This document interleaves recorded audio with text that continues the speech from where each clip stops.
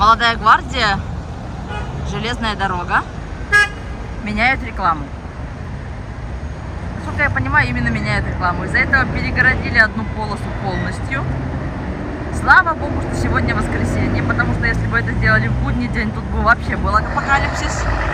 Но тут, если честно, и так апокалипсис.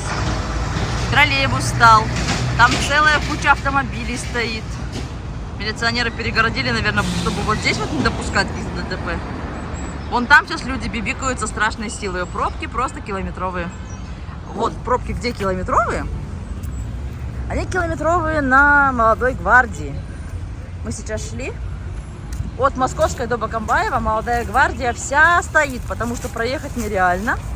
Там, по-моему, даже до Токтагула. Вопрос. Да что ж за реклама там такая, что из-за нее парализуется движение на участке города?